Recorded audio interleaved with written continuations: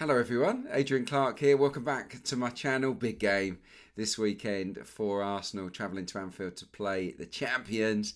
We're going to talk plenty about that brilliant fixture on Sunday afternoon. But I did want to touch on a couple of other things first. First of all, the Ian Wright statue and the petition for it. For me, it's a big fat yes. I think that he absolutely deserves to be remembered forever at the ground with a statue. I mean, he is among the greatest players to have ever worn the shirt. He's the second highest goal scorer in Arsenal's history. But beyond that, he's also probably the most loved, the most likeable player to have worn the badge. You know, he's so charismatic and such a great ambassador for the club as well, for the men's team and for the women. So, yeah, it's a definite yes from me.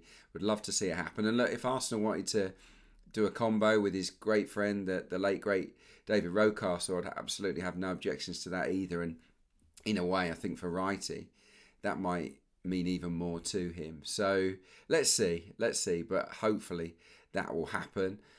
Secondly, we have been linked Arsenal heavily with Piero Hincapie from Bayer Leverkusen, the centre back that's left-footed. He can play left back as well. Obviously, with the Kivior looking like he's going to go to Porto, it does open up a slot there as that left side centre back cover, and also an option to play at left back. So look, it's interest that I absolutely welcome. I think he's a good player. I haven't seen loads and loads of him, but from what I have seen, he's terrific. You know, good defender, but also quick, really quick. And going forward on the overlap, I think he could be a really excellent partner for Eberechi Eze if he plays on the left, of course, looking to drift in. I do think for the balance of the team, having a more of a rampaging left back would work better. And obviously Calafiori can do that. Myles, Lewis-Skelly less so. So what does that mean for Myles? I do think, actually, and this is, it might be bad news for his England chances because he's in the team at the moment at left back. But I do think we maybe might see him more often at central midfield in some of the games where Rice or Zubimendi are rotated. So and I would love to see that, and I'm sure he would relish the chance to play there. So yeah, Lewis-Skelly, maybe we'll see more of him as a central midfielder this year. Right, let's talk about the big one, shall we? Liverpool away. It's absolutely huge. Let's kick off with Liverpool, what's not working so well for them at the moment, and that is defensively. You know, I've watched all their games, and we've all seen that they've conceded twice in 3 matches. The Community Shield, Bournemouth, and of course at St James's Park as well. So that aspect of their game has fragility. There's no doubt about that. They are vulnerable to counter-attacks, and 1 or 2 of their players aren't in good form. And one of those is Konate. Konate has been in pretty dreadful form, I would say, actually, so far this season. He's looked really shaky, which is unusual. And that could be good news for Victor Gyökeres. So as we saw when he scored his first goal in Arsenal colours, when he made that run into the left-hand channel, that is the kind of move that I think Arsenal may look to target in this match. He does it brilliantly. We know that it's his trademark goal, surge down the left, cut in and shoot. And look, one way to unsettle a player that's a little bit low on confidence, like Konate, is to make those runs. And hopefully we can play Gyökeres into those positions. So that is definitely an avenue that Arsenal should look to target in the match, early on in particular. I also feel that another player is a little bit on edge at the moment for Liverpool. That's the left back, Myles Kirkes. We know that he's a good player, very good attacking left back, but he has looked a bit nervous to me, I have to say. Antoine Semenyo was put on him on purpose on the opening night and gave him a torrid time. And he wasn't great at St James's Park either, particularly when crosses came into the box. If you remember Bruno Guimaraes' goal, you know, he's turned his back. He's in a terrible position. He turns his back. He's doing nothing.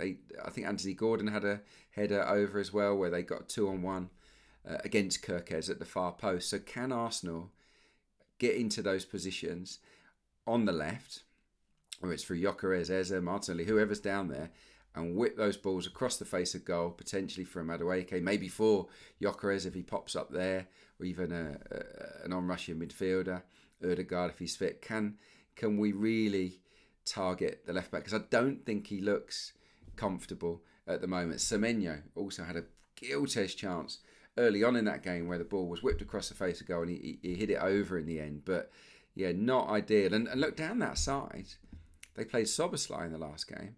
Frimpong's injured. I wouldn't imagine Soboslai plays there again this weekend. So it'll be the third right back in as many games for Liverpool. And again, that has to be seen as a plus for Arsenal, I guess. And that's another reason why I can absolutely see us raiding down that side of the pitch.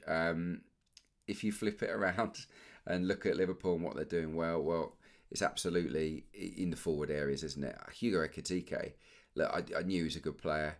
Seen a bit of him last year, but I didn't realise he was such a good all-round centre forward. I've been so impressed with him. Obviously, the finishing has been really calm, which is superb. He's been linking really well with Cody Gakpo on the left as well, so you might see those two interchange at times. So that they've struck up a nice combo. Less so, I have to say, with Salah and Wirtz and Ekitike getting to know each other. But the one thing I wanted to talk to you about was Ekitike's movement and what Arsenal need to be aware of, and that is he likes to come into midfield.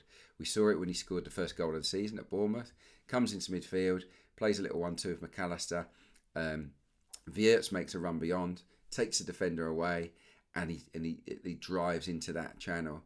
Okay, that wasn't a one-off against Newcastle.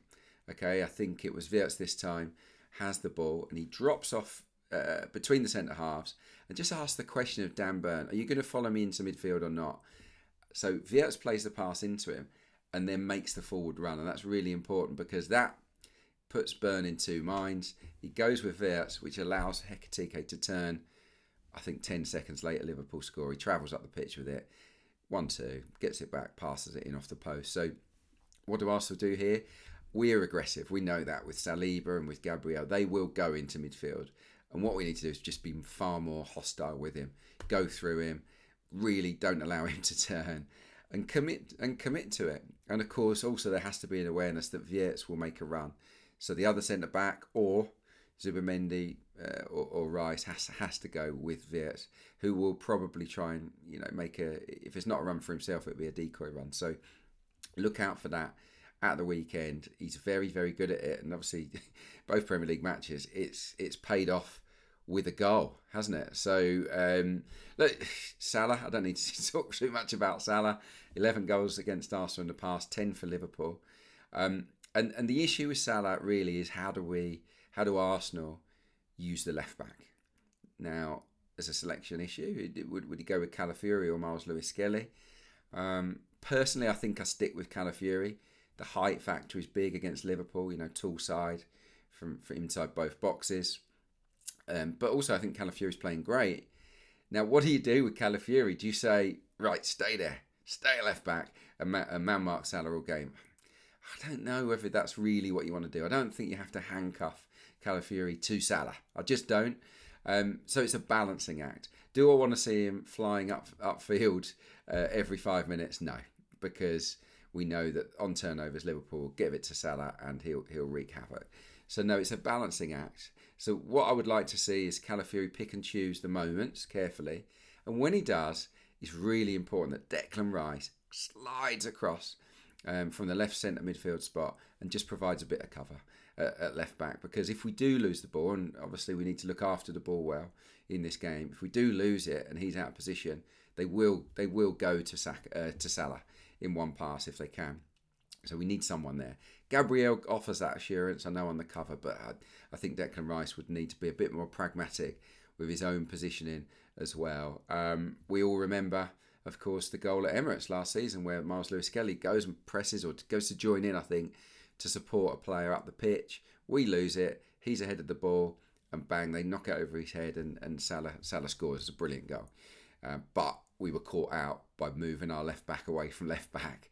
So let's get the balance right is the message really for me on this one.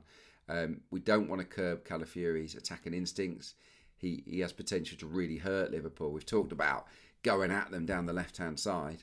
It's important he does it, but pick and choose. Nothing too gung-ho for me. I could sit here and talk all day about various battlegrounds around this game. There's so many top players. These are the two best teams. I do think it's really interesting that Arsenal have been made favourites for the Premier League title now ahead of Liverpool. I'm guessing that's because of the window and Eze coming in. And on that, there's a lot of speculation. What will Mikel Arteta do here? I think if Ødegaard is fit, he plays, which means then you've got a decision. Is it Eze? Is it Trossard? Is it Martinelli on the left? There's a lot of people out there that want Martinelli because he's up and down. He's got that great engine. He's had good games against Liverpool in the past. And that is a strong possibility. And I wouldn't be upset if Martinelli gets the nod. But for me, I would maybe still start Eze because of his creativity, because of the lift it will give everyone. And I also think don't underestimate what he can do without the ball either. Eze, he's a good pro who'll do his bit for the team when necessary. I'm more thinking, how can we go and hurt this Liverpool side that have looked shaky at the back, rather than worrying unduly maybe about all of their attacking players. Because look, Arsenal got a very solid defence, very solid, and I think we've got to back ourselves in this game to contain Liverpool better than we have done in the past, of course, but also better than opponents have done so far this season. So what's my team then? What's my starting 11 for the weekend?